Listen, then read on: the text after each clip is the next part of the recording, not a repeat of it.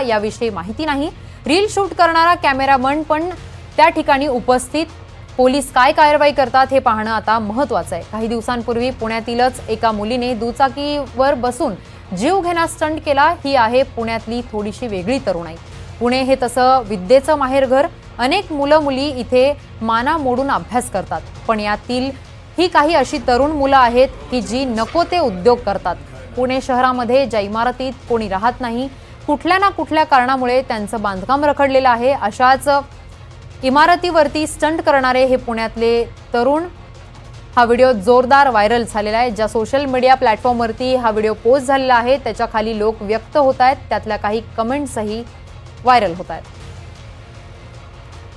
या संदर्भात अधिकची माहिती देण्यासाठी आमचे प्रतिनिधी राहुल कुलकर्णी आपल्यासोबत जोडले गेले आहेत। राहुल, आपण पाहतोय की विद्येचं माहेरघर म्हणून ओळख असणाऱ्या पुणेमध्ये हे विद्यार्थी विचित्र प्रकारची स्टंटबाजी करतायत, आपला जीव धोक्यात घालतायत। काय माहिती आहे, हे कोण विद्यार्थी आहेत? माहित नाही आपल्याला। आता काही जण असं म्हणतील की कुणी काय करावं हा ज्याचा त्याचा प्रश्न आहे, हे अगदी बरोबर आहे। परंतु ह्या गोष्टी करत असताना आपण आपल्या पालकांची तरी काय काळजी घेतो का? नको ते उद्योग करत असताना रील्स बनवण्याच्या प्रयत्नामध्ये बरं दुर्दैवाने छत्रपती संभाजीनगरमध्ये 2 दिवसापूर्वी काय घटना घडली ती महाराष्ट्राने बघितली।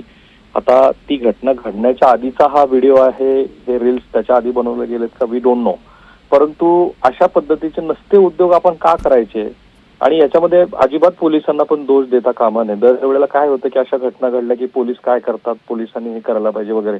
आता जर कोणी ठरवलंच असेल की अशा पद्धतीनं आपला जीव धोक्यात घालायचा, की ज्या पुणे बेंगळुरू महामार्गावरची ही इमारत आहे जिथे ही मुलगी स्टंट करताना दिसते आहे आणि तो रील्स बनवणारा त्याचा जो सहकारी आहे तो पण तिथे दिसतो आहे, तर याच्यामध्ये पोलीस पण काही करू शकत नाहीत। कुणी आपला जीवच द्यायचा ठरवला असेल, काहीही घडू शकतं अशा स्थितीमध्ये।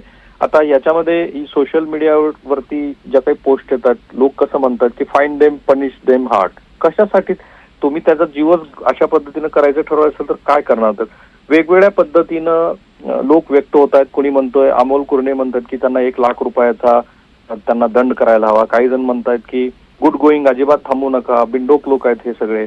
आणि अशा पद्धतीच्या प्रतिक्रिया लोक व्यक्त करतात। मुद्दा काय आहे की अशा पद्धतीचे व्हिडिओ जेव्हा सोशल मीडियावरती व्हायरल होतात त्यावेळेला काही काळ त्याची चर्चा होते, परंतु नंतर मात्र स्वतःवरतीच बंधनं घालणं ही गोष्ट पुण्यातली तरुणाई, काही निवडक तरुणाई ही विसरून जाते। एकीकडे आपण बघतोय की पोलीस भरतीसाठी लाखोच्या संख्येनं मुलं रांगेत उभा आहे, त्यांना नोकरीची गरज आहे, माना मोडून अभ्यास करतात ती मुलं।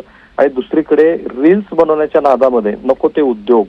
आणि हे फक्त पुण्यातच आहे का? कारण छत्रपती संभाजीनगरचा पण व्हिडिओ आता व्हायरल झाला होता।